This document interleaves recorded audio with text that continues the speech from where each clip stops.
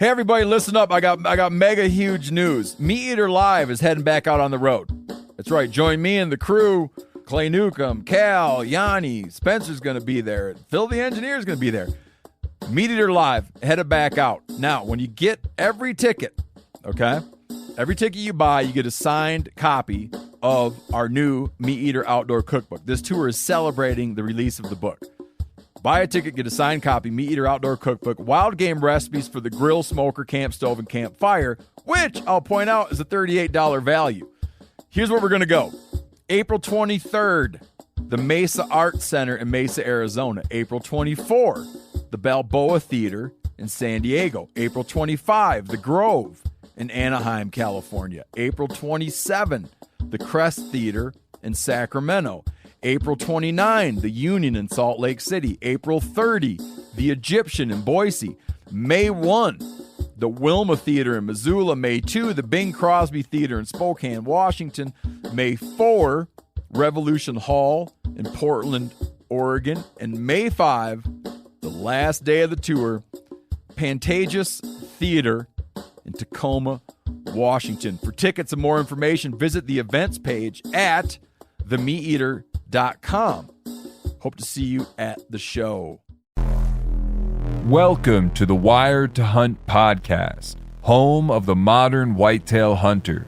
And now, your host, Mark Kenyon. Welcome to the Wired to Hunt podcast. I'm your host, Mark Kenyon, and this week on the show, I'm joined by Tony Peterson to break down the good, the bad, and the ugly of our 2021 hunting seasons and everything that we, and hopefully you, can learn from those experiences.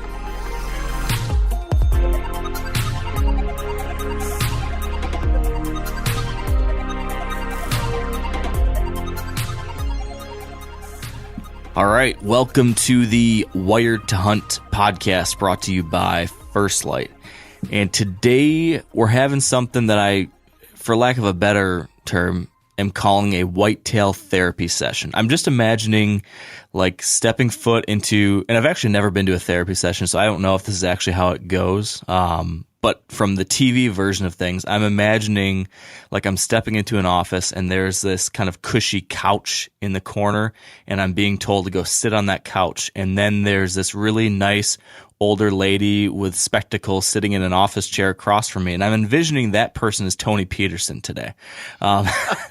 So Tony, you can be my very nice elderly therapist who is going to sit in the office chair and look at me while kind of drumming your fingers together underneath your chin, and I'm going to lay on the couch, and then we can flip the roles, and I can be that person, you can lay on the couch, and we can talk about the 2021 hunting season. I kind of want to just like dissect it because we haven't really got to do that together at all since the season started. Maybe we had a little chance. I guess we talked about the 1 week in November hunt, but you know, past longtime listeners would know that in past seasons, you know, me and Dan would be on here every week talking about what happened last weekend or what happened last week. What'd you do right? What'd you do wrong? What'd you learn? How'd you screw it up? What'd you do? What would you do differently? All those kinds of things. And I kind of walk through the year. Folks could kind of learn along with me. And this year we didn't get as much of a chance to do that. I haven't really been able to dive into everything. Now I know you have been able to do some podcasts, especially on foundations, where you've kind of shared some of these anecdotes throughout the year too. I really liked that episode you did, Tony, I don't know, like a few weeks ago, just after the new year broke, and kind of talking about, you know, thinking about your past year and what you can learn from it. I kind of want to take what you were talking about and do it ourselves here for everyone to listen to. See if you and me can learn something or figure something out, or if nothing else, get some shit off our chests. And maybe that could be helpful for other people too. So that's my idea. What do you think about it? I love it. And this probably doesn't come as much of a surprise to you, but I actually have been to therapy, so maybe I can help you out a little bit, Mark. Yeah. Was my description on, or was I missing anything? Well, instead of I would take the old elderly lady and I would replace him with a younger kind of smallish guy who likes sweater vests. Okay. as a totally non-random example, I guess. Yeah, you've got some specifics to point to. I like it. Have you ever watched the show Ted Lasso? Oh my God. My wife and I are watching Ted Lasso right now, and we're on season 2, and it is the best. It is the best. Great show. And so, yeah, I'm also thinking of the sports therapist from that season of the show, and her, her role in the show and all the different people interacting with her was interesting. So what's her name? Do you remember her name? Gosh. I just watched an episode last night with her in it. Man. I can't remember her. Because you could be my her. Anyways. All right, then. So what I'm trying to do, Tony, let's get back on task here. What I want to do is just talk about our years and some different things we experienced and learned. And I've been doing a lot of kind of thinking about it because it was a crazy year for me. And from afar, it kind of seemed like it was a different kind of year for you, maybe in very, very different ways than mine. So tell me this, I guess, to start. And you feel free to, you play host too, Tony, so you can send all these questions right back at me. Sure. But I'll start here and just ask, if you had to grade your 2021 hunting season on a A to F scale, like you're in elementary school again, how would you grade your year? And I don't know how you're choosing to do this. You tell me however you want to define success or the grade or whatever. But how would you rate it? How would you grade it? Oh man, personally, my hunting was, I would give it maybe, this is a hard thing to answer because I didn't get to hunt very much. So it was kind of a unfulfilling season, even though, outwardly it looked very successful because in the short amount of time I put in, I had as far as tags filled are concerned, it was great. And so that part was kind of rough because I didn't get to do some of the things I really like to do and go run a bunch of different states for public land. So maybe a C for myself, but I also had the first year ever where I got to take my daughters, multiple weekends. And that was an A plus, man. That was kind of what made my season. Okay. So I guess combine those two though. So how does the bad grade of your personal combine with the good grade of the larger experience? Like, where does that net you out? And is that, maybe you just answer for me, but do you look at those two things as separate? I don't. Do you know what I'm getting at? Yes, I do. I mean, I don't really have any way to think about it other than in my head, I go, there were the times where I was just taking them and I didn't have a weapon. And then there were the times where I was hunting, and they're different. They're so vastly different in how you have to approach them. And man, it was just so, to take them, it was just so fun. I just enjoyed it so much. And you know how this is. And I'm curious what you're going to say, but when you've got some obligations like we had for 1 week in November and, your deer hunting gets mixed up in your work, it's a different experience, and it can still be really, really fun, but you approach it in a different way. And so it comes with different things kind of attached to it. And those hunts with my daughters, they were just like so pure. Like we had one goal, get out in the woods as much as possible and try to get a few deer in front of us. And I loved it, man. Yeah. Yeah. I can relate to that for sure. Because, one of the things I want to talk about is what the best experiences were of our year. And for me, almost all of the things that kind of came to mind for me when I started thinking about that was when I was sharing hunts with someone, where the hunt wasn't about me and my success, but it was about somebody else's or someone else's experience, like taking my dad and son out or going out with new hunters. Like those ended up being the best things I did all year. When people might look at what I did and be like, oh man, this trip and that trip and this place and that place, and those are all fine and great. But when I look back, the things that really were like impactful or that really had the most joy associated with them or whatever, it wasn't those things, which kind of surprised me when I started looking at these things. So if I were to grade my year, I'm giving it like a C minus, a C to C minus, somewhere in that ballpark. C, maybe just a solid C. Because there was like a bunch of really cool things and then a lot of less cool things that I kind of experienced throughout, or that I was like I don't know. I mean, we'll get into all of that, but it was not a good year for me. So, well, hold on a second though. Are you grading your season? You're not grading it on. I think when we look at something like this, you'd say, well, how many deer did you kill? How many tags did you have? And it would be an easy way to distill it down that way. But you're grading it upon like your enjoyment, right? Yeah, I'm grading it on a combination of things. So from a tag, I'm looking at tags filled a little bit. I'm like, so there's like the surface level success of a season, which would be tags filled, quality of the hunt, anything like that, achievement of goals, anything like that. But then like enjoyment of the year, overall satisfaction, just performance, like how I did on the things that I try to do well. And so on a lot of those metrics, it wasn't where it needed to be or where I would like it to be. So I think all this leads to me maybe why I'm wanting to have this conversation is because I feel like I am in a transition phase of my hunting life.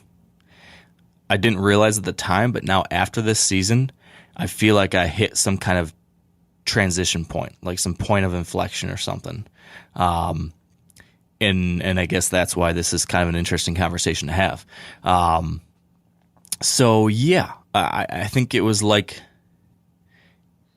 of the coolest seasons I've had in certain ways in a long time. At the same time, it might be the worst season I've had in a long time. And I guess we should get into all those things. But yeah, I don't. So, but hold on a second. So when you say that you feel like you're in a transitionary period of your whitetail hunting, what do you mean by that? Okay, so we're gonna kind of this will kind of be diving right into, I guess the climatic issue of sorts, but I think I did so much this year. Went on, traveled to so many different places, so many different states, with all these high flung goals. And I've been, you know this. You've had many conversations with me in the past where I'm ranting about my goals and, wanting to achieve this thing or that thing, or wanting to kill some specific big old buck with a name, or kill a 150-inch 5-year-old or whatever, all those kinds of things. I think, and I've also just been like more. I've been like always striving for more in one way or another, whether that's more from a quality perspective or quantity or whatever. And after this year, I think I packed myself to the gills with experiences and goals and like high flung aspirations. And I came out of it just feeling like I ended up losing sight. With some exceptions, I lost sight of like the fun of it. I lost the fun in things, and the things that the things I realized ended up that are the most meaningful to me, I ended up not having any time for, or I didn't get to do it all. And instead I was just like stressed all the time about this thing and going to that thing and doing this thing. And did I accomplish this? And did I accomplish that? And the season ended up just being like a giant ball of stress. And like check boxes to mark whether or not you did it. And, coming out of it, I just have this feeling like, man, I don't know if I don't think I want to be people that do this stuff all over the place and all the time and like kill 10 deer a year, or whatever. Like, I don't want to be Levi Morgan. Someone who travels from place to place to place to place to place and has to kill deer everywhere and has to do that and has to pack and all these things. And good for them, great for them. I'm glad there's people out there that can do that. But I don't think that's the path for me now. I don't think I'm going to be that person. Hey, before this fall, did you think that was? Did you even consider that a possibility before you went out on this wild schedule you had last year? I mean, I don't think I ever wanted to be like. I mean, I don't know why Levi's the example I'm pointing to, but I never wanted to go that far, probably. But I think I imagined something more towards that end of the scale. I mean, I always had like aspirations, or always like dreamed of like, man, look at these dream seasons that people are going to this state and that state and this state and that state, and they're killing a big buck here and there and there. And I was like, man, I want to do that. And I've had my own little versions of that kind of thing here and there. So yeah, I aspire to something along those lines. And everyone knows I'm quite goal driven, and so I like to push myself in certain ways like that. But I guess it went like too far this year or something.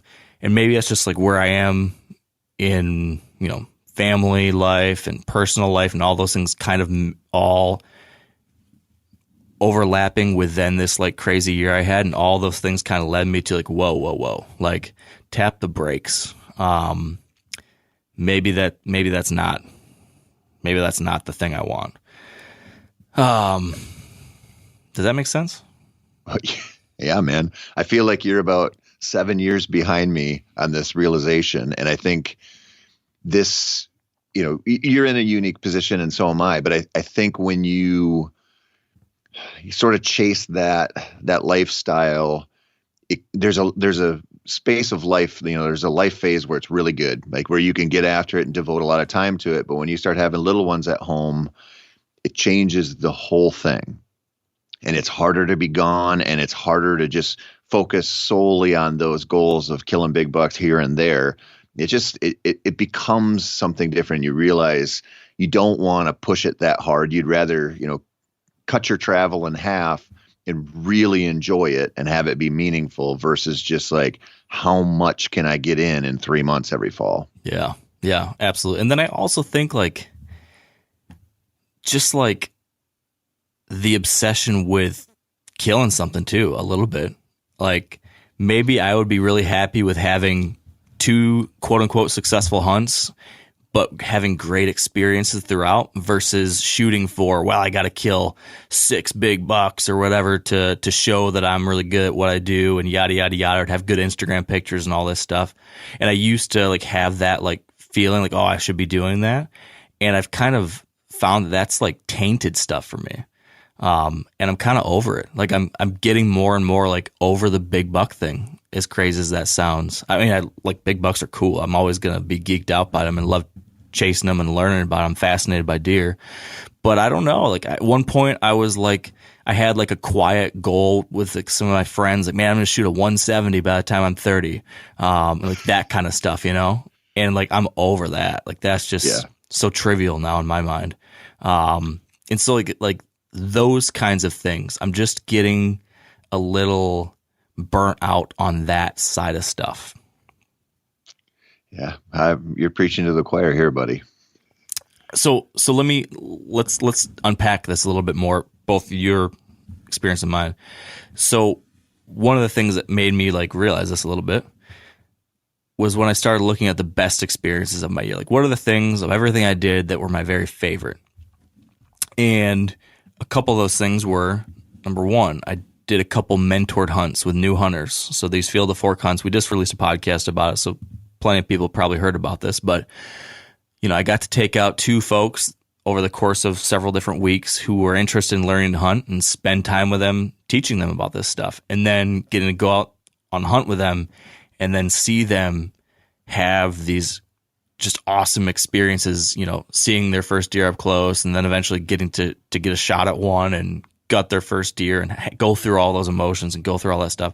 And that was just so much fun. Just getting to kind of see that, just being reminded of just like the pure joy and the experience of what they were experiencing, getting to kind of live it through their eyes again. Like that was just so much fun and so refreshing.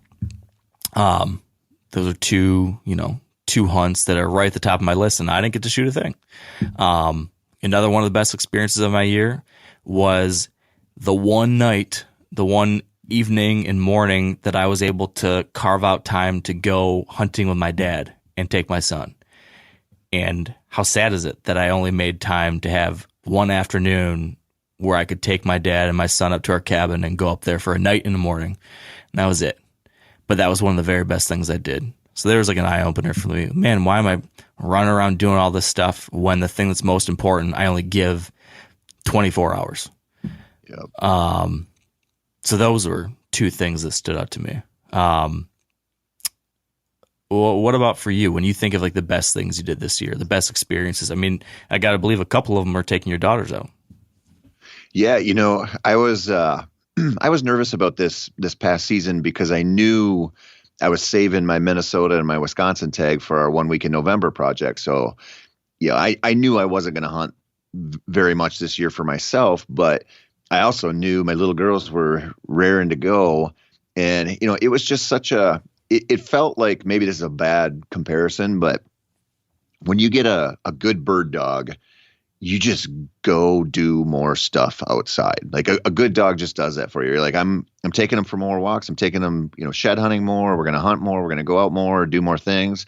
And with my little girls this year, it was like, man, we got to get over there. We got to, put some blinds up. Let's scout around a little bit. And then the season starts getting closer. And it's like, we got to shoot more. And it was just such a cool experience for them to be at an age where they were involved in it. And then to go over, and it was it was so relieving to me in some ways to not have to worry about my own tags and just, leave my bow at home and take them out and go spend, I spent 4 full weekends with them hunting this year. And I had so much fun. I loved it. And, it's so great to go out with, no standards, right? You're like, we got doe tags, we got buck tags, and we're just waiting for a deer to walk by. And, we were in a place with low deer density. And in those 4 weekends, we only saw 7 deer, but they killed 3 of them. And so we got to do the, blood trailing. We got to gut them. We got to butcher all of them. And it was amazing. It was the best part of my season by orders of magnitude. Yeah. So how do you see, what does that mean for you moving forward? This is your first year getting to really have them as involved as you did. How do you see that changing things this year and future years for you?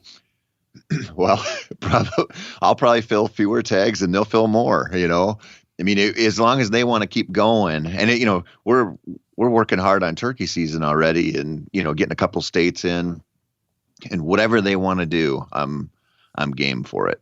So I know the balance of my season from here on out. At least they might give it up in a few years. You don't know what's going to happen, but if they want to go, they're going to go. We're going to make those opportunities happen. And so I'll be planning more of my hunting just around our work obligations and when they're not able to hunt. And I'm super okay with that.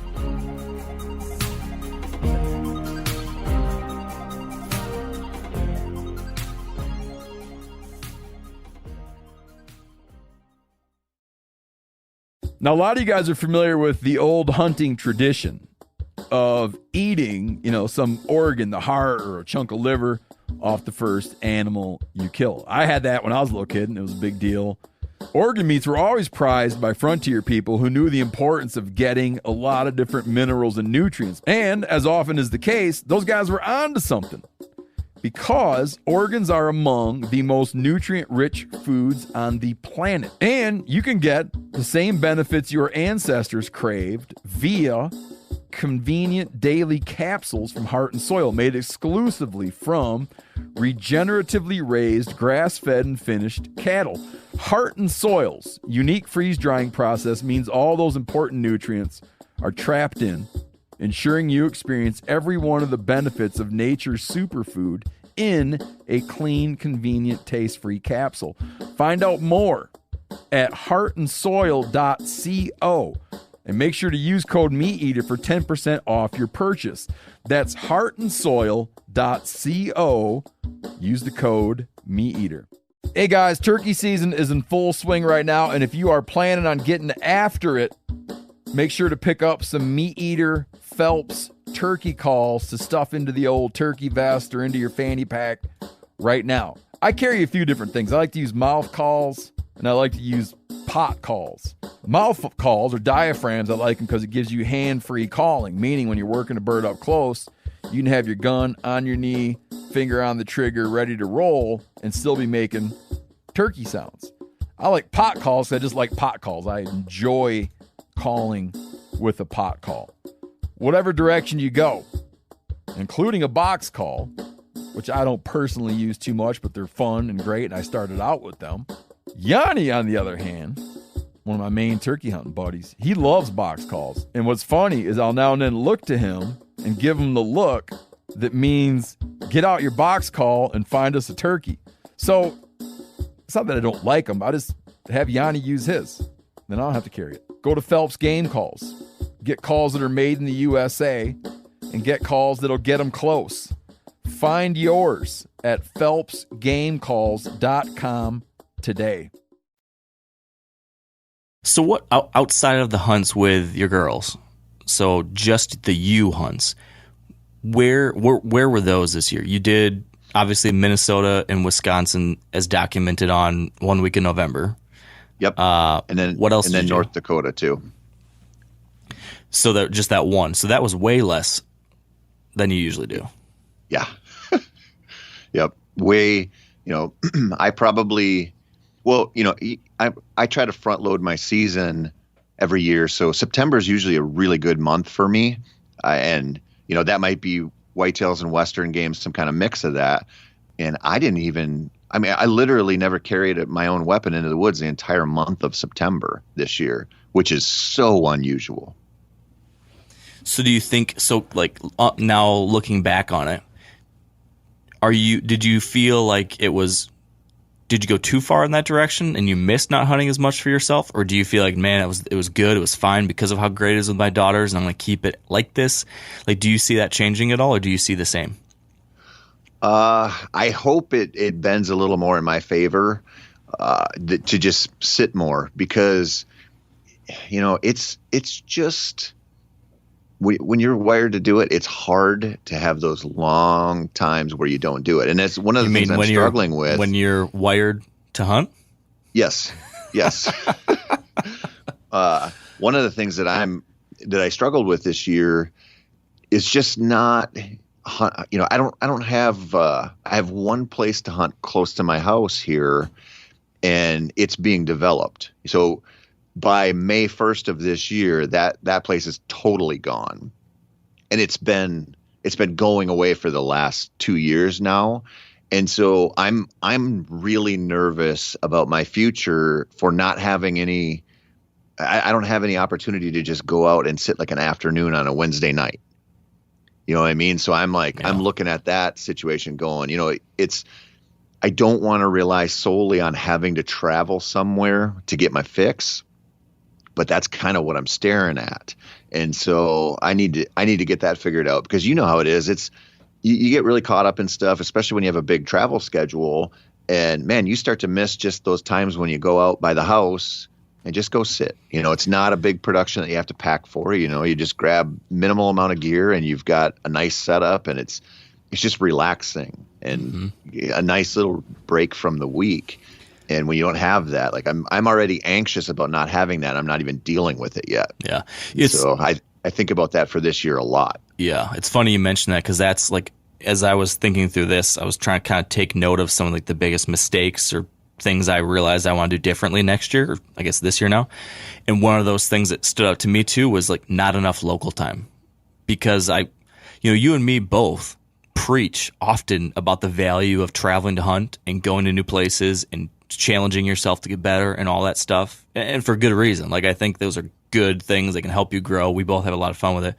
But this year I've realized the alternate or the opposite side of the scale, which is doing that too much to the point where you don't do the easy, comfortable local thing almost at all. And I kind of realized, whoa, I actually really do enjoy that sometimes, and it is important to have some of that.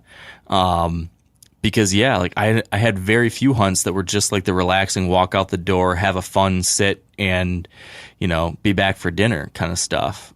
And there's value to both sides there.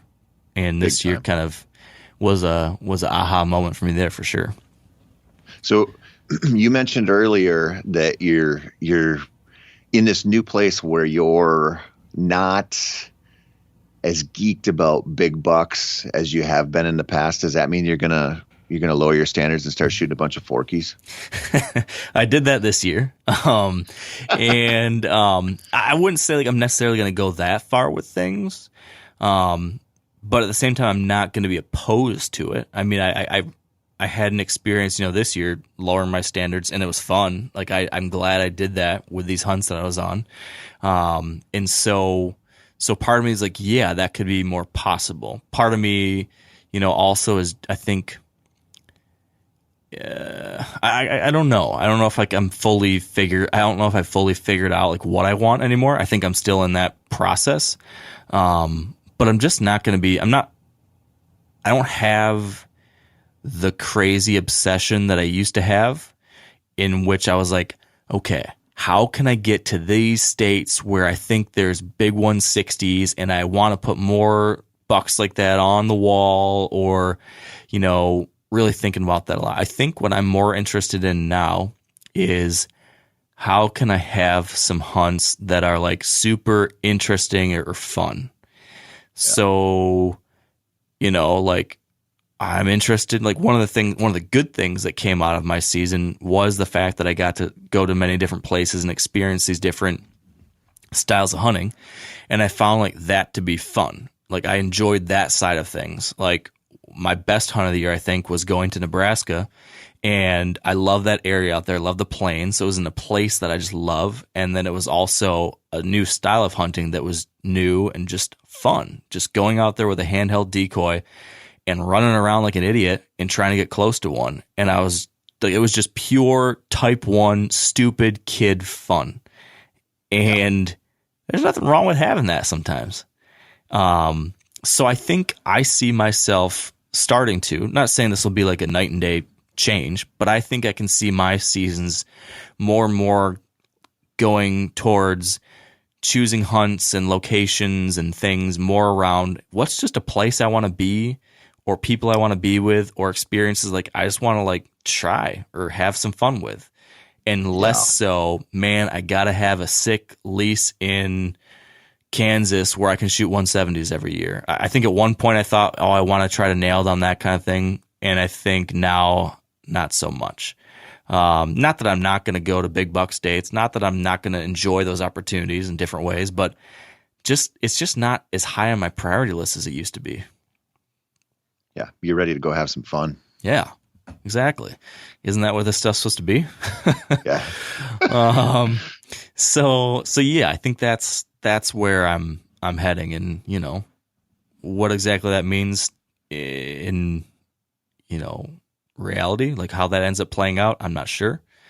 But yeah, I mean, life's too short to be taking this thing that we love and making it stressful, or making it, so much. And I don't know, this is really getting into some psychobabble bullshit, but anyone who's listened for a long time knows that I often like get into this like mission focus where I'm like so goal oriented, and like deer hunting for me is like a mission. Like you've got the target, you're attacking the target with this very strategic plan, and there's no quit in you, and you've got to do all these things. You got to execute on the plan, and it's like it almost is like a military thing for me, and I think there is value to like some of that stuff, and I think maybe it taps into a thing that I need, and maybe other people need too, where like a lot of us need to have some kind of thing like that to push towards. Like that's good for you as a person to have like something to focus you and to focus your work and to push you forward or whatever. I just think I'm realizing maybe it went too far for me, and that now I need to take a step back and look at this more experiential. Like one of the big aha moments I had this year, and it wasn't like a single epiphany, but it was something that on many of these hunts that I was on, especially at the second half of the year, I've got the cameraman following me around filming this new show. And so basically I got to the point where just anytime a thought would pop in my mind, I would just start talking about it to the camera.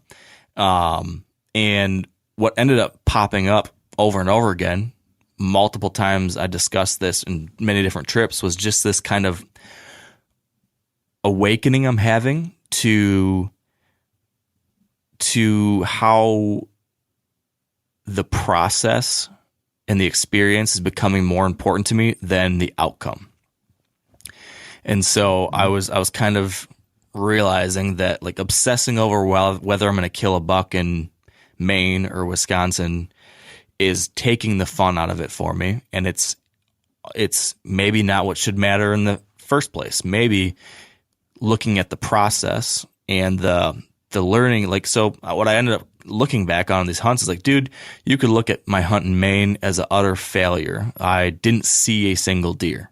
I didn't kill a deer, let alone see one.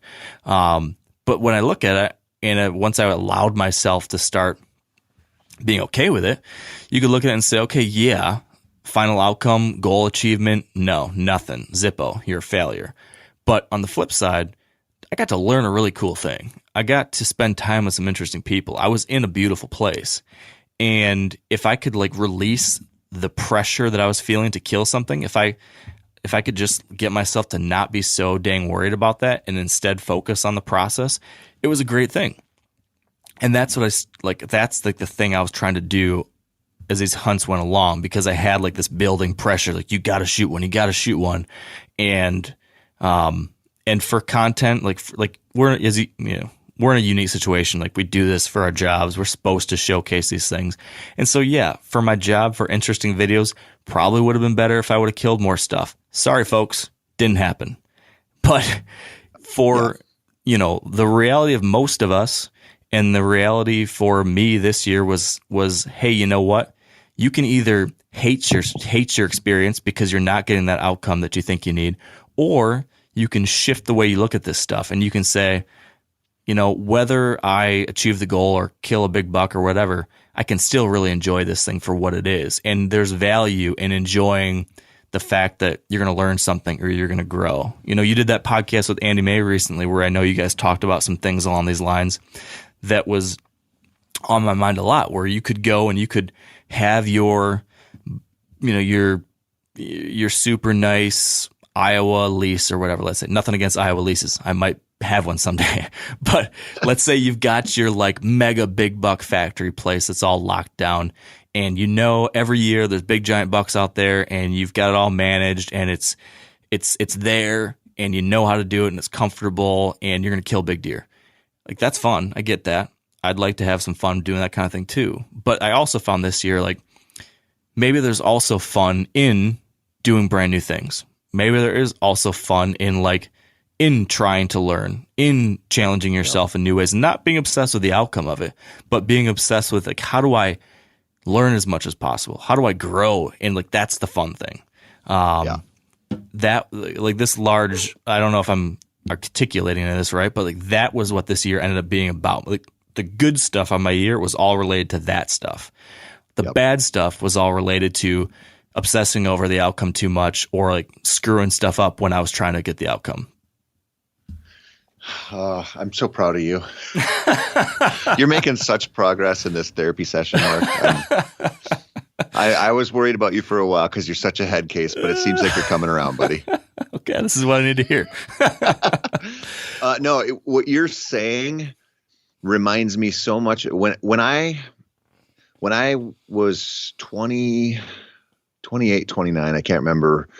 When I went out freelance, I'm like, I'm going to be a freelance writer, and I'm like, I'm going to hunt public land super hard, and I'm going to set the world on fire and show everybody how you can kill big bucks out there. I went to the darkest place I've ever been as a deer hunter because I was not enjoying it, and I was like, I've got to go kill big bucks, and I fell apart. I mean, that's when my buck fever just hit like a whole nother level, and my enjoyment just dropped.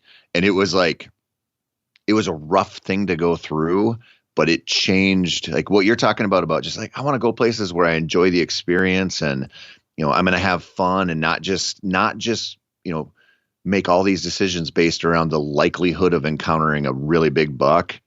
Man, I'm right there with you. And it changed how I look at it, and like talking to Andy recently about that stuff, like I realized like it's so easy for me to kind of, and I think we all do this to some extent, but just lean into like what we've figured out makes us happy. And, like you said, that lease down in Iowa that somebody has, that's a totally different thing, but that could be just the thing that some hunters need to really enjoy this and really enjoy the experience. We talk about the process a lot, and I've been thinking about this ever since that Andy episode. We probably didn't outline it very well. But, like our process is different than a lot of people. And I realized, I'm like, man, the process of working on a little piece of ground and looking forward to going to till up some soil and, throw down some clover seed or whatever. And it's it's the same, it's a different path, but you're angled toward the same result. Like you're just trying to enjoy and soak up as much of this as possible. And I think that's why it's so easy to sort of push this traveling mentality, because it really gives you a glimpse into what you really like in this stuff. You know, like when you go to, like you said, you go out to Maine and you go to all these different states, and now you're down in Alabama, you have a really unique opportunity to figure out what you really want to get out of this stuff. And so that's, I mean, I guess sometimes we probably don't push that message the right way, I guess, but man, to go experience some new stuff really shows you like, oh, I love this Western North Dakota land. I want to hunt here every year, no matter what. Or I don't really like driving 10 hours and sleeping in a tent when it's hot. Like I want to stay closer to home and do something else. When you start figuring that stuff out and thinking about it that way versus just like, I went here and I either killed a big buck or I didn't, it just, the path to enjoying this stuff, I think it's just a little easier to see. Yeah. Yeah. And I guess the only way you figure those things out is by trying all those different things. But then like once you kind of learn where you're at or what makes you happy or how you like to enjoy this stuff, I guess we shouldn't feel guilty for doubling down on that. I guess maybe I've gone too far, like pushing, like you said, kind of pushing our narrative of what we like versus, kind of also realizing that everyone's going to have their own path to it. I think that's a great point you make. Yeah. That's also, I guess it changes though too, right? I mean, like I've had now this transition for me that's changing, and what would make me happy 8 years ago is probably different than what's going to do it for me now. And that's okay too. Can I make a prediction about you? Yeah, sure. I think you're going to start killing a lot of deer. When you say that, what do you mean? Like just a bunch of deer? Or are you saying like I'm going to have more success in, I guess, expand on that? I think when you start to say, the trophy thing, it's losing its appeal to me. When you say that, what that carries with it in its orbit is just a greater, less pressure and a greater enjoyment. And I'll tell you what, man, when I stopped caring about big bucks, I shouldn't say that. When it became way less important to me, I started killing a lot more deer because I was going out to have fun. And it wasn't that Terminator style, gotta encounter big bucks like you were talking about earlier. I just started making decisions based around like where can I go to hunt that I think is going to challenge me, or I'm just going to enjoy it, or it's going to have a whole bunch of deer that I'm going to be around, or it is an environment I just want to hunt in. And when I started planning my deer hunting life around just where do I want to be, because I know it's that place is going to do it for me, the stress kind of goes away and you level off a little better and you're out there more. I think you have a more clarity to your decision making. And man, for me, it just, when I did that, when that happened to me, I started killing a lot more deer. Yeah. And I think it was just because I wasn't making a bunch of like anxiety, stress-filled decisions. I was just like, what's going to be fun about this? And you know how it is. Like there's still a lot of work mixed in there and there's still a lot of failure, tossed into the mix as well. But man, it changes how you act out there, and it changes the decisions you make. And for me, it broke in the right way big time. And I think it's gonna for you too. Yeah, I think that makes a lot of sense. And I see I could see that happening. Absolutely. I could also see, you asked me about like my goals or standards changing or something. And I don't think I'm not necessarily going to go on a streak of like shooting forkies, because what am I trying to say here? I think I'm just going to be more okay with just not shooting anything. And that still being fine and cool. I think I'll still always have like a pull towards like, I don't know, like a buck that just makes me extra excited. And, that'll probably, maybe not, but I think for the foreseeable future, that's still going to be like, one of the better bucks in the area, a 3-year-old or a 4-year-old or whatever. But I'm definitely not going to be obsessing over like having to get a 165-year-old or something. Like, some people have these different trajectories where they slowly go up. Some people want to kill a bigger deer every year. Some people only want to shoot 170 pluses. Some people only want to shoot 5 or 6-year-old bucks or older. And maybe at one point I thought I would go closer and closer towards some kind of thing like that. I don't think that's going to happen. I think I'll likely, or at least, I guess I don't know what the hell I'm going to be like 5 years from now, but like this coming year, I think I'm going to be super stoked to kill like a nice deer somewhere, like a 3-year-old. I think that some of those bucks I passed in Iowa this year will be getting an arrow for sure, wherever I'm at this year. I also think that, if I'm somewhere and it's just not happening and it's not going my way, I'll keep on working at it, but I'm not going to lose. I'm going to, I say this now. I'm going to try not to lose sleep over stuff not going well. And I'm going to try to be like, you know what? This is still a cool hunt. Even though I didn't come home with something. That's something I've talked about for years, trying to get better at, but I want to keep getting better at that because it sucks to put all this time and energy into this thing that's supposed to be fun and fulfilling. And then you get done with it and you're like, oh man, what a wasted 7 days. Well, yeah, that's not good. That's stupid. So yeah, I think you're right in a lot of ways, and having that mindset hopefully will probably end up leading to me having more success on that, with that kind of thing like you're describing. Because this year, I definitely found like the stress or the pressure, whatever you want to call it, definitely impacted me. I mean, like if we want to talk about one of my biggest challenges, this is a little bit of a pivot, but maybe this is a natural pivot.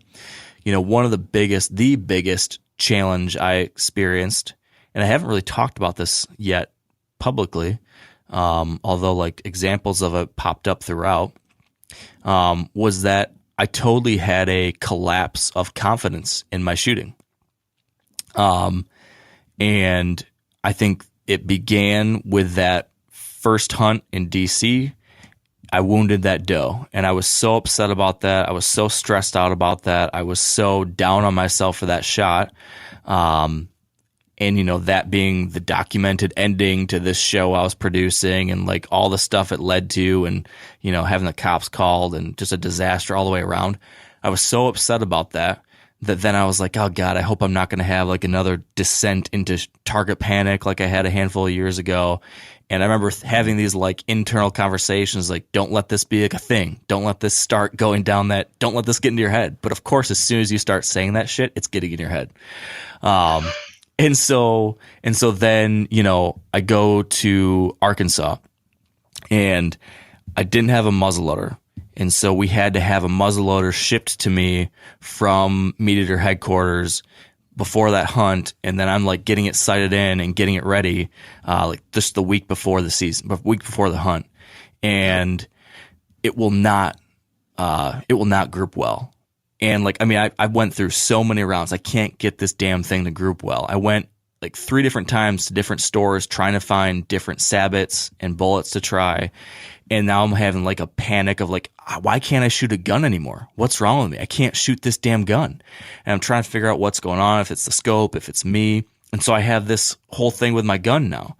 I ended up finding a round that shot better, and was able to be okay with it. But it definitely like that mental thing traveled with me to Arkansas.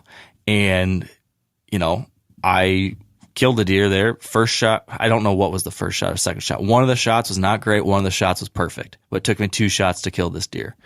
But that was like a thing. Okay, in my head, that didn't go as well as you wanted to go. And then there's all that leading into it. Now we go to Iowa, my well-documented miss on that buck, which now is like, okay, now this is a documented descent into chaos. I wounded a deer in DC.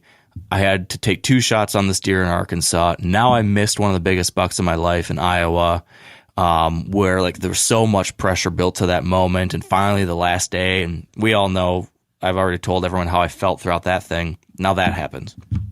So now we get to Nebraska, right? I leave November 7th is our last day in Iowa. I pack up that night and start driving to Nebraska. The next morning, I finish my drive while recording a podcast in which I'm like documenting what happened over the last 7 days. I get to Nebraska, and the biggest thing on my mind wasn't like, how do I do this hunt well? It wasn't like, what do I need to do right? It wasn't like how cool this place is or how much fun this is going to be. The biggest thing in the back of my mind was, you better not miss or wound a deer. You better not screw this up. And so that was the thing that was stressing me out that whole time. And because of that, I became super and I have not talked about this yet, I became very shot hesitant. There were several times that there were deer that had been historically within my range that I could have killed probably, that I didn't shoot at because I was so paranoid. I didn't trust myself anymore, and I did not want to have another screw up. And so, like, I had a buck come into the decoy and circle around me, and I'm ranging him. He's like 43, 42, 40, and, you know, might have got within 40. Somewhere in that ballpark was the last number I hit on the rangefinder. And in past years, and, you know, I can shoot just fine and kill deer at 40 yards, or have historically at least, and I can do that behind the house just fine. But in that moment, I was like, no, I really want this deer to get in with like chip shot distance. And, you know, talking to Tony Treach about it, he's like, yeah, you certainly can get those deer in closer. So that deer was broadside within my typical max range, but I didn't take that shot because I was like, God, I don't want to possibly screw it up. I want just a slam dunk. I got to get just a nice, close, easy shot because I didn't trust myself anymore. And I didn't get a shot at that deer. There was another smaller deer that did something similar, same deal. I probably could have taken a shot. Now, maybe it's good that I didn't like force a shot that wasn't, wasn't a slam dunk. But the same side, or I guess another side of it was I had opportunities that if I had that confidence, if I hadn't gone down this descent, I probably could have killed a deer out there. So there's a couple examples there in DC. You could then look at, you know, my continued shooting issues, go to Alabama, and I get a shot. Now this was like, I mean, sometimes these things just happen. Like I got a shot and I hit the farthest out inch of this tree this deer was standing behind and missed a deer because I was inch and a half too far to the left. If it had been an inch and a half to the right, I would have heart shot him. He was dead. Instead, I hit a tree. So now I'm feeling worse about stuff. Then hour later, another buck comes out and I do get a shot at him, but the shot's back because of all these things. Again, I rushed that shot. So like bing, bang, boom, over and over and over, these things start happening this year. Then I get to Wisconsin and I'm hunting in this box blind setup that Tom Enduro had in place where I'd seen deer coming out to the standing corn. And I think, okay, I got to go over to the standing corn where those deer are coming out. He's got an old box blind. I'll just sit in there the first night. And I remember getting set up in there and trying to think through, where am I going to get a shot? You know, where are my shots at? Where can I do this? And there was this patch of standing corn in front of me. And if a deer came right in front of you, there was corn that had already been cut right in front of you. You could shoot to 20 yards until you hit the standing corn, and then there was the standing corn. And I remember thinking, man, I really want to get set up for a deer to come right through this gap in front of me because I want a 20-yard shot. I don't want a 40-yard shot. I don't trust myself anymore there. If I were to shoot out the right window, if deer did come from the right, the edge of that standing corn was about 40, 41 yards.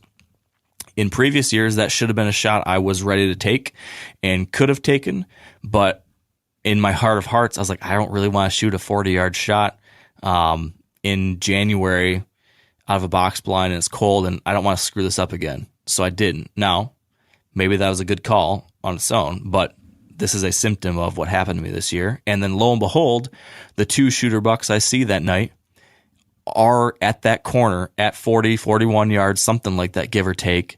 I could have got shots at those deer, but I did not because I was afraid to shoot at those deer. If I'm being 100% honest with you guys, like in my back of my mind, like I was afraid to do that because I didn't trust myself anymore. And they never ended up coming. They did come in range, but they're in the standing corn and couldn't shoot through it. So there's another possible opportunity I could have had that I didn't because of this thing that happened to me this year that I experienced. And I think the overarching symptom or the overarching like theme of all these things, I think, is the pressure I put on myself and the stress I allowed myself to have on all of these hunts, which I think then led me to freaking out more and more with each of these shots. And then all those things compound, leading to me having, you know, my worst shooting year ever. And the biggest thing I got to work on this year is now like rebuilding myself. So I don't know. That was a long, winding admission of all my screw ups this year. What do you make of any of that, Tony?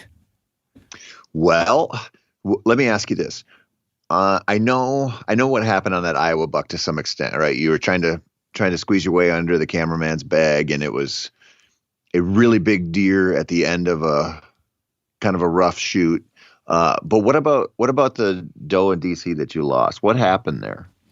So two things. I got stuck at full draw. It was the last night, so it was the last hunt. It was winding. We're running out of shooting light. I called like with a fawn in distress call to get this doe to come back towards me. She comes back. And I remember I definitely was thinking like, I got to get a shot at this deer. Like I remember there's talks that we really got to get a doe to make this episode work, whatever. And at least in my head, I was thinking that. And so like, we have to get this. And so this doe starts working her way in. And, I remember thinking, okay, like this is going to be my only opportunity to get drawn because we're hunting a freaking yard. She's walking across this big grassy yard, and she's about to step behind these tree branches, and then she's going to be out of range if she goes any further past that tree. Like there's one little opening. So I thought, well, this is it. This is the only chance. And so I drew just as she was going to be going behind those branches and hopefully would continue her path and give me that one shot. Well, she stops right there, behind the tree branches, out of range, behind the tree branches. Is that right? She's behind the trees? I guess I don't remember exactly where she was, but all I remember was I was drawn and I couldn't move. So she she was staring at us. I know that. And I couldn't move, and I was at full draw. And I remember thinking, you better not move. You better not pull this bow down because like she will bust you and this thing is donezo. And then I was stuck at full draw for, I don't remember how long, but it was a very, very long time. Long enough that I was like, I can't do it. I can't hold this anymore. I remember having to like slowly angle down a little bit. I stayed at full draw, but I angled my arm down just so it was like easier for me to hold it. Yep. And I was just stuck. And then finally she started moving, and finally she stepped into that gap. And I certainly, I'm trying to like remember exactly. I certainly just did not execute that shot perfectly. I think part of it was the fact that my arms are super tired, and part of it was like rushing it. Just like, okay, finally it's here. Take the shot. It was a combination of those two things. It was like a 25-yard shot, and the shot we believe hit low. So I think it was good, but low, and we never recovered her. So it was like that low brisket. If it was an inch or two higher, it could have been heart. If, in this case, it wasn't.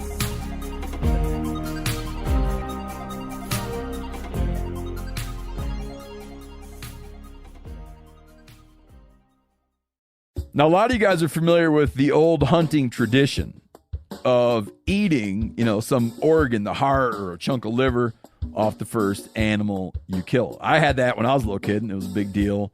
Organ meats were always prized by frontier people who knew the importance of getting a lot of different minerals and nutrients. And as often is the case, those guys were onto something, because organs are among the most nutrient-rich foods on the planet. And you can get the same benefits your ancestors craved via convenient daily capsules from Heart and Soil, made exclusively from regeneratively raised, grass-fed, and finished cattle. Heart and Soil's unique freeze-drying process means all those important nutrients are trapped in, ensuring you experience every one of the benefits of nature's superfood in a clean, convenient, taste-free capsule. Find out more at heartandsoil.co, and make sure to use code MeatEater for 10% off your purchase. That's heartandsoil.co. Use the code MeatEater. When you shoot deer or shoot at deer, do you typically remember your pins being on their side or your pin being on their side? Man, I remember like where the pin was in general. Yes, I've had experiences where like usually my shooting problems would come from the shot would go off as soon as the pin hits the vitals. So like I would be dropping down, and then as soon as the pin's on the vitals, like the shot's off. Now I switched to a back tension style release, and so as soon as the pin hits the vitals, that's when I release the safety and my pulling begins. And so in some of my hunts, that has like it's forced me to slow down, and the shot has been better.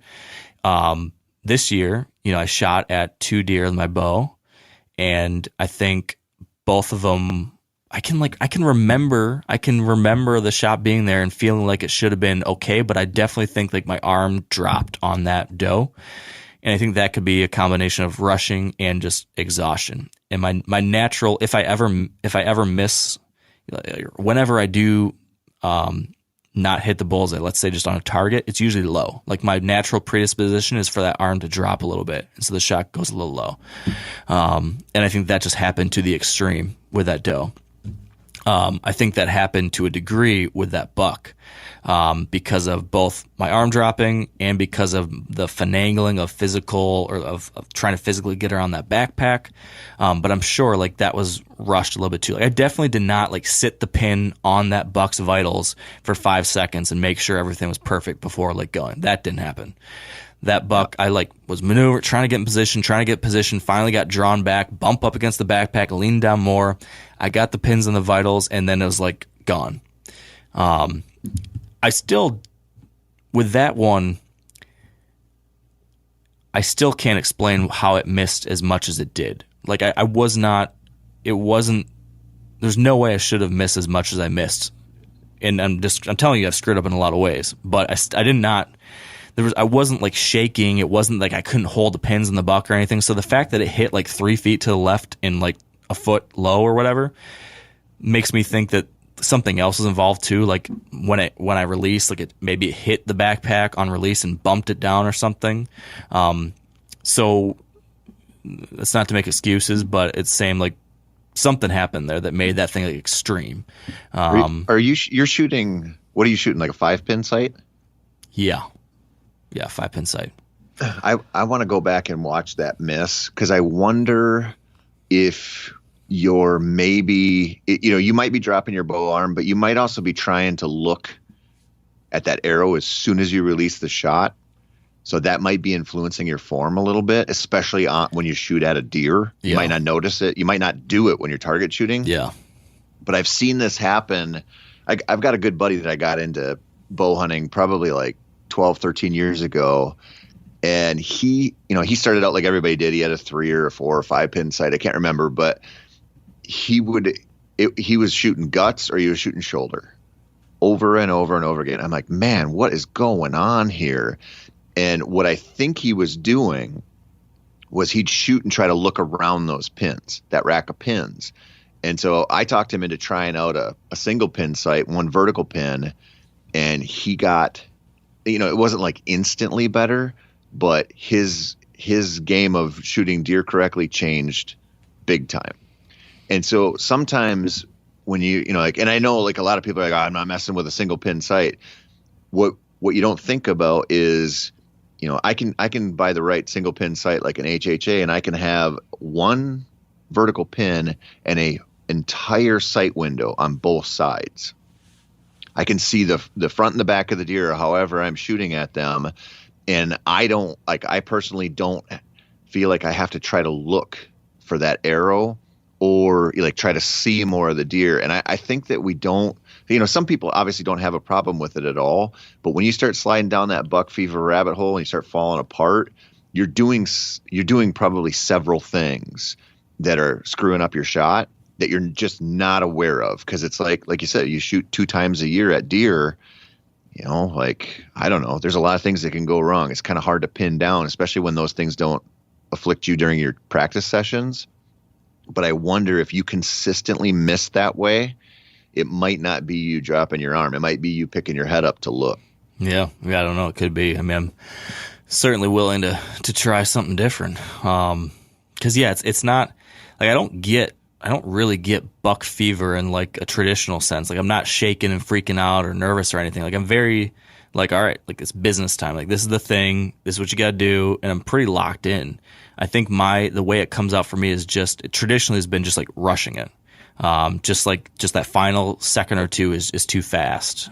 So let me ask you this: that Iowa buck that you missed, if you put a target out there, full size 3D deer target that size at that range, how many times do you think you'd have to shoot at it before you missed? Like missed it entirely? Yeah. Oh yeah. Like I mean, 200, 150. I don't know. I mean, okay. I can put an arrow in the vitals of a 33-yard deer, like piece of cake every time. No doubt about it. It should have been a chip shot. Should have been easy. So then why are you rushing your shot then?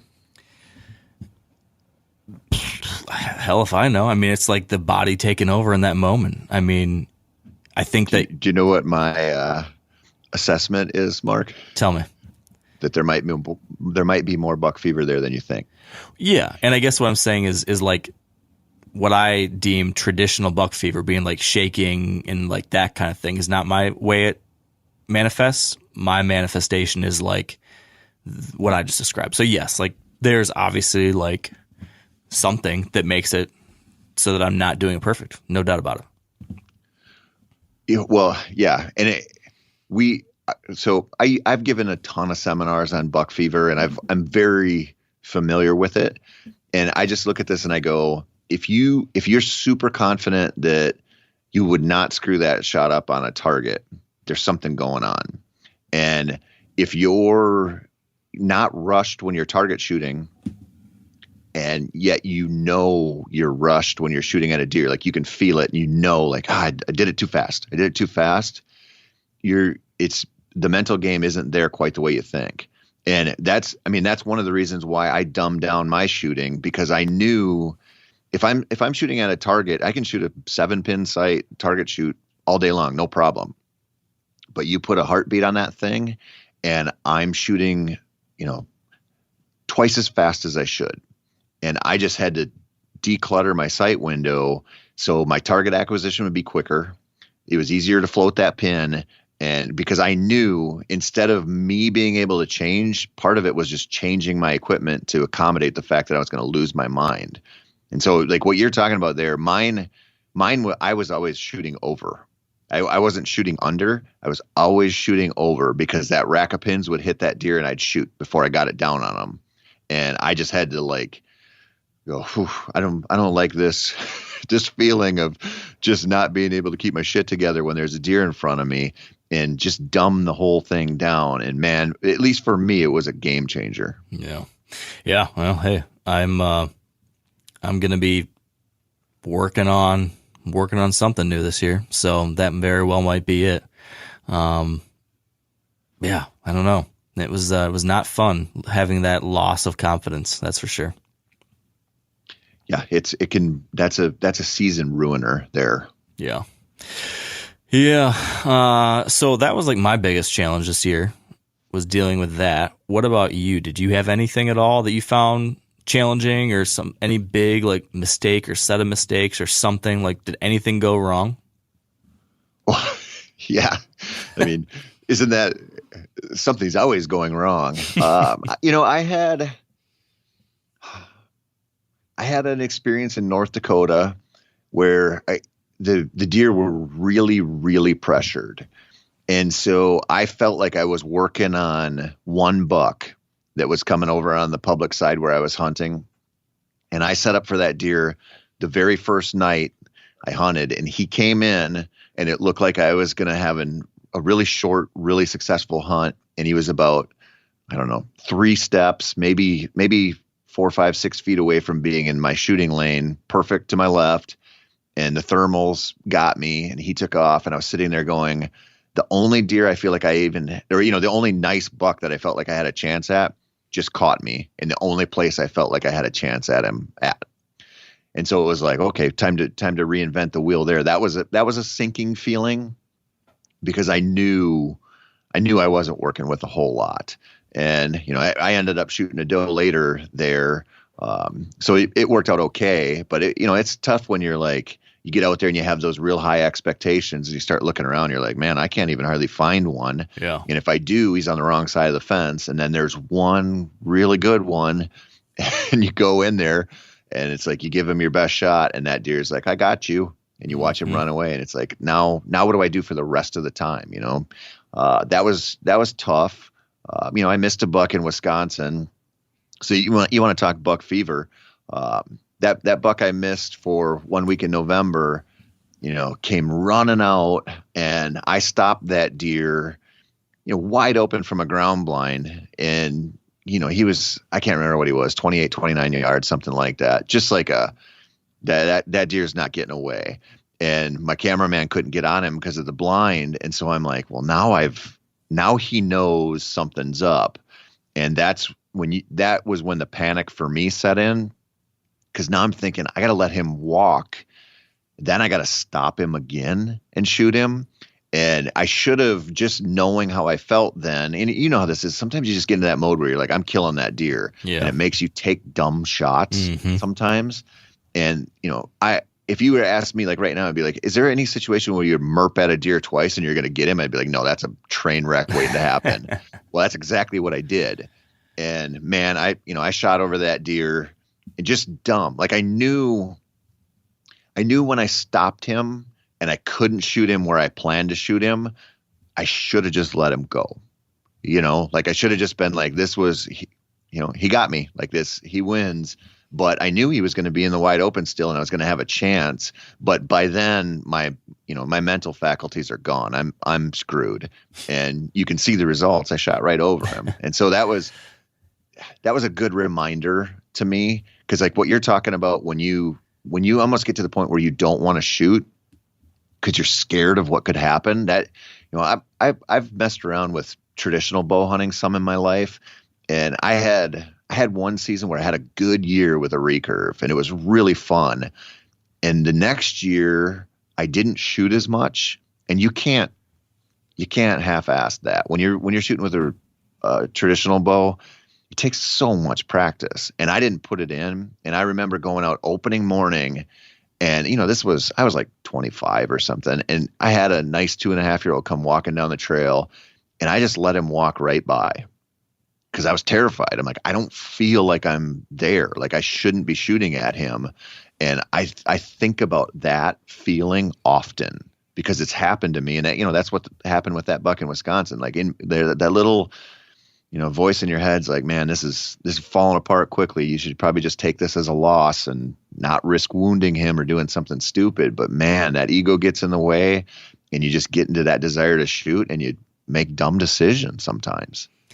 So like what's the solution or takeaway, or I don't know, like is there anything that is that the kind of thing that you can experience and then be like, okay, I need to do X different? Or what now? Maybe it's the simple question. What now? Listen to that little voice. I mean, and listen, man, we're all a work in progress, right? And I know, especially probably in the last 5 years, I'm really trying to take only shots where I'm like, this deer is toast. Like there's no question when I draw that bow back. And, that gets me hunting from the ground more because I think ground shots are easier. And it gets me kind of that 20 and under game more and more. And, but every once in a while, just, like the deer do their thing and I revert back to my old ways. But I just try to do stupid stuff like that, less. I want the frequency of that to be less and less. And so you just hope some of those lessons stick with you and you make better decisions in the future. Yeah. And I guess maybe some of that ties back to, what we were talking about earlier, where, when I'm so focused and, so much pressure you put on yourself that you got to kill this deer, that's when you have those like moments where you lose control of the yes, I should shoot or no, I shouldn't shoot. And then you take that bad shot. So it's almost like the more we can be more experience or process focused and less like caring so damn much about the final outcome. I guess like it ties back to that whole kind of change of mindset. And maybe if I can get better at that, I won't be, so obsessed with it. You got to get it. Like you said, like you get in these moments where you're like, okay, that deer's got to die. Like this is going to happen. Got to get the shot. And then you take a shot that you shouldn't. Or, after you shoot it, you shouldn't have. But in the moment, like, oh, I can make that work. Yeah. I did that the year prior with that target buck I was after. That it was one little tiny hole, and I've been chasing this deer for 3 years. I was like, I have to get this shot. This is the first time I've had him in range. There's a little hole. Yeah, I'm leaning down and trying to get through this. It's not great, but I got to try. And then as soon as I took it, I was like, that was the stupidest thing. But in that moment, it's just like, you your judgment is impaired by this crazy desire you have. And it makes you a flaming idiot. Well, yeah, and one of the things that's amazing about bow hunting whitetails is you're never that far away from a big mistake. Like, I mean, you just make them. And, like when you think about that buck I'm talking about that I missed there, that morning was when I had that 150 incher come in that I had within range for 7.5 minutes. Right. And I drew on that deer 4 times and never got the shot I needed. And so you think, wow, that's like an amazing example of self-control. And then you go out that night on a buck that's 30 inches smaller and you just make a dumb shot. Like it just, bow hunting is like so humbling that way because it just reminds you how stupid you can be. Yeah, that's the truth. Oh yeah, if you start getting a big ego, just try bow hunting for a while and it'll bring you right back down to earth. Yeah, it's a humbling experience a lot of times. So yeah, man. So then, if those are the things we did wrong, or that we had mistakes or challenges with, was there anything like when you look back that you thought, man, I got that right, or I'm proud of myself for that reason, or you figured something out? Is there anything that like stands out in that way? Man, the thing that makes me really happy about my season last year was the setup work in the summer. Because knowing we were going to film this show, I knew that I had to get some stuff ready to go in Minnesota and Wisconsin. So in Minnesota, I hunt with my buddy Eric a lot. And he and I got together and, we're working well together. We made some good decisions and I felt like we just got good stands up. And then in Wisconsin, I've been working with my buddy Adam and we did some work in the summer too, in between fishing. And I just felt by the end of August this year, I just felt like my rut hunt was going to be good. Like I felt like it was going to be a lot of fun and there was going to be a really good chance to kill a couple bucks. And so I enjoyed that part. Like I enjoyed getting out there with my buddies and being like, this is the spot, and getting a stand up and then looking around and working on it and being like, this is the spot. This is the spot. And when you start, when you have that option to set up ahead of time and you use it and you get that work done, man, it just feels good going into the season. Like, I'm gonna have to adjust on the fly some because you always do, but generally that was the part that made me really happy because it just felt like we got the right work done. That's a good feeling, for sure. I wish I had something that I could say, but nothing really jumps out to me like, oh, I really did that right, or this really went well. I mean, it was such a season of like close but not close enoughs or screw ups.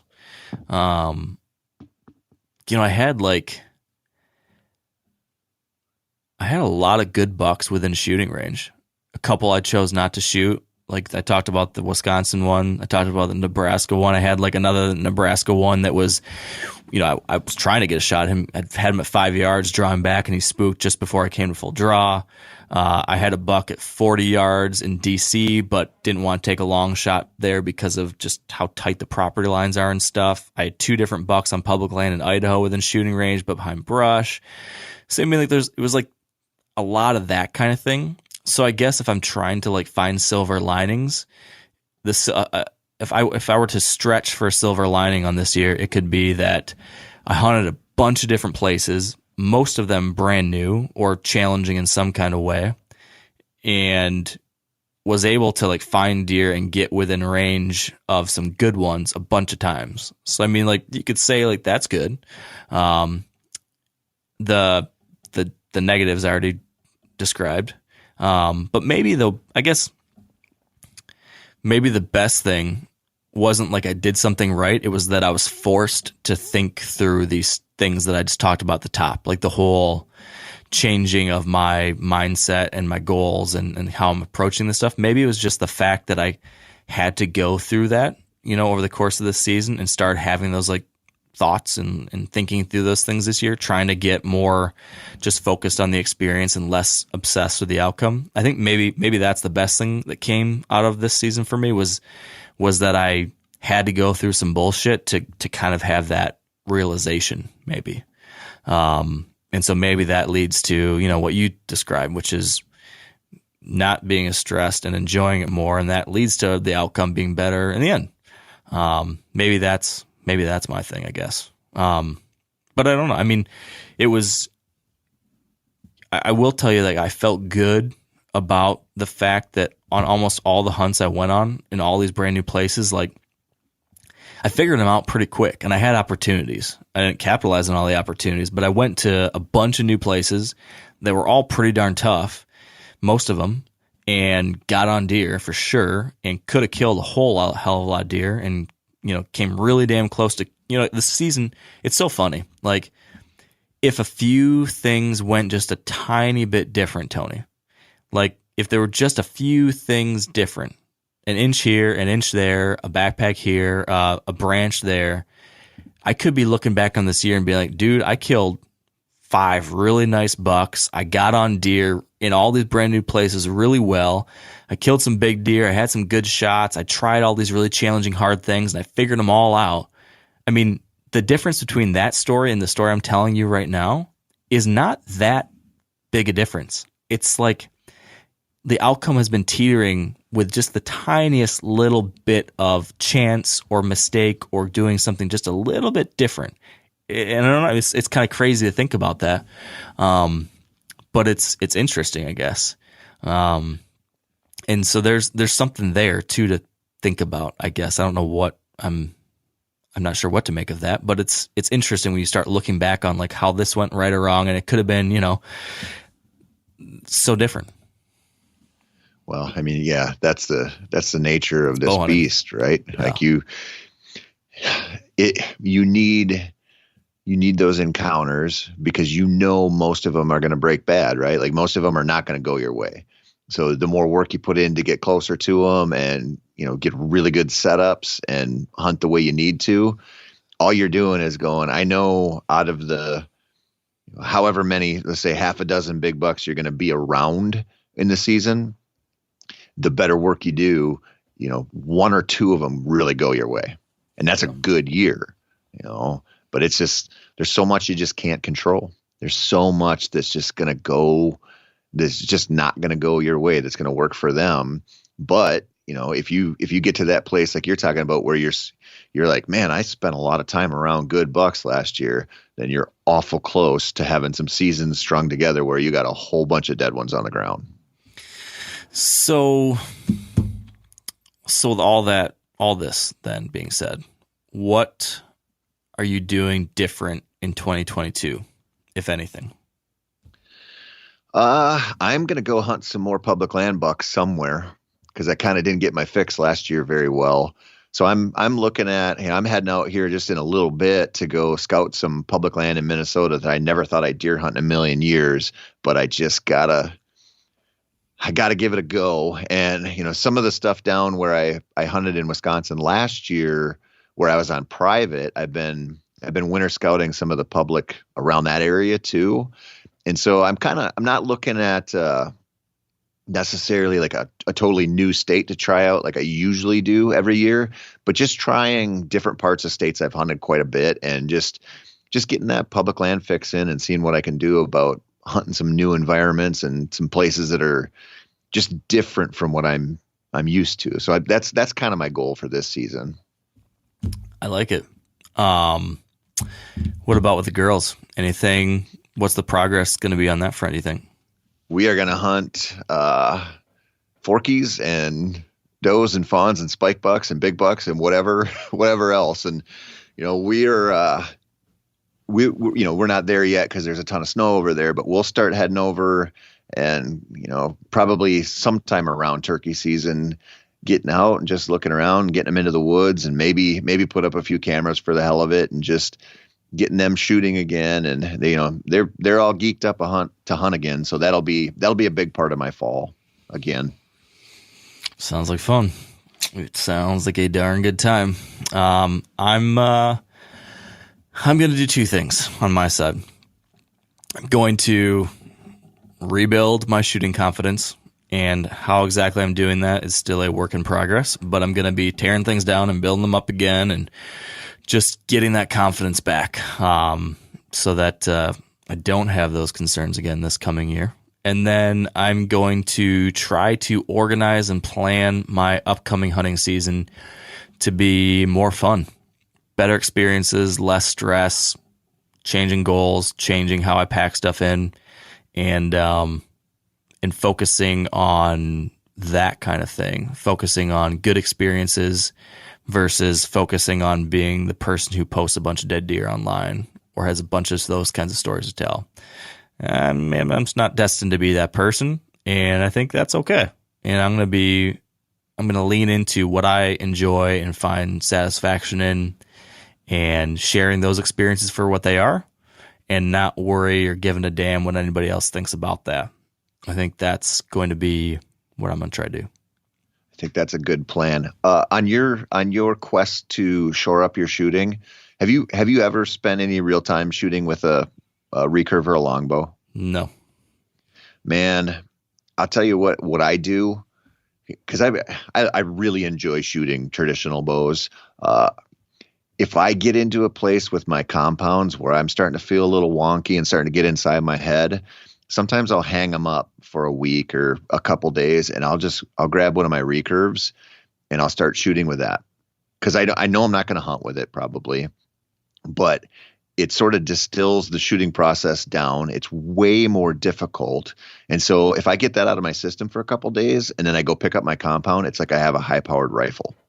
Like it's amazing how, at least for me, it kind of recenters me, and it makes me realize, I don't know if you've shot crossbows much. Like I haven't shot them a ton. I've messed around with them a little bit, but they're so easy. Like it's incredible how accurate they are, that, like I imagine you could probably do the same thing where if you're like, I'm getting a little bit messed up, like you shoot one of those, you're like, oh, that's so easy. Well, I do that with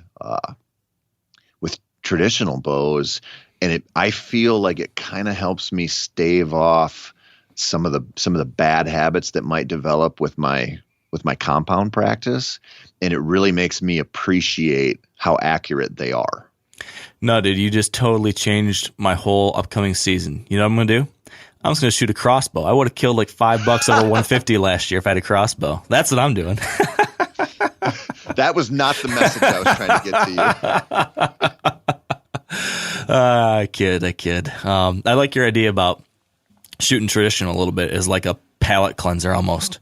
That I've always thought that would be fun to try and to get into, and maybe that's what I gotta do. Who knows? I might be that knucklehead that all of a sudden is like, oh man, I like this so much, that's what I'm gonna do all the time. I've had a couple friends like, dude, just knowing what a nutcase you are, you probably would really fall for that hard. So maybe.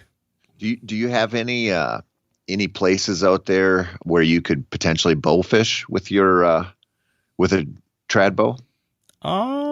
Maybe, probably. I've not really looked into that thing at all, but there's carp all over the place, so there probably is stuff you could do like that.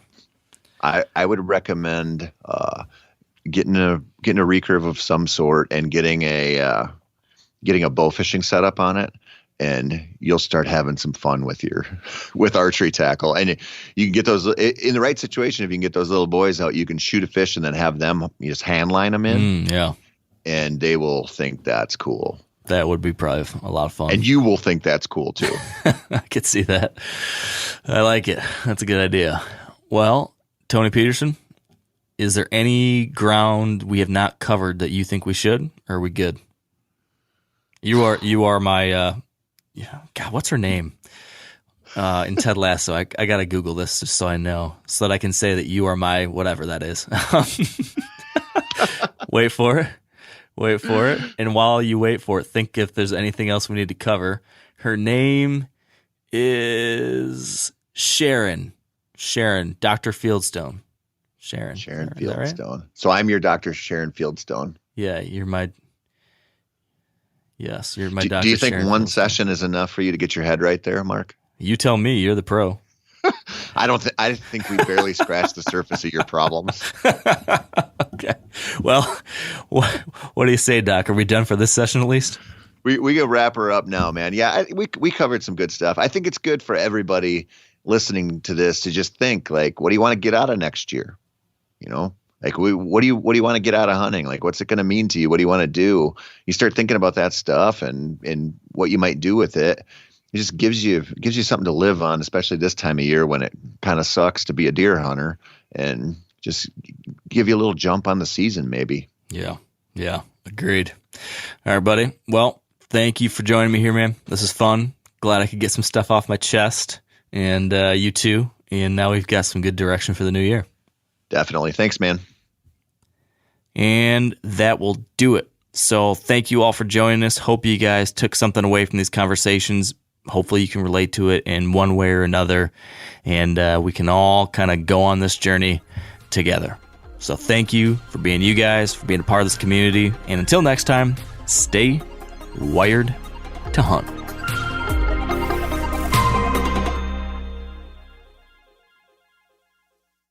Hey guys, turkey season is in full swing right now, and if you are planning on getting after it, make sure to pick up some Meat Eater Phelps turkey calls to stuff into the old turkey vest or into your fanny pack right now. I carry a few different things. I like to use mouth calls, and I like to use pot calls. Mouth calls or diaphragms, I like them because it gives you hand-free calling, meaning when you're working a bird up close, you can have your gun on your knee, finger on the trigger, ready to roll, and still be making turkey sounds. I like pot calls. I just like pot calls. I enjoy calling with a pot call. Whatever direction you go, including a box call, which I don't personally use too much, but they're fun and great, and I started out with them. Yanni, on the other hand, one of my main turkey hunting buddies, he loves box calls. And what's funny is I'll now and then look to him and give him the look that means get out your box call and find us a turkey. So it's not that I don't like them. I just have Yanni use his. Then I don't have to carry it. Go to Phelps Game Calls. Get calls that are made in the USA and get calls that'll get them close. Find yours at phelpsgamecalls.com today.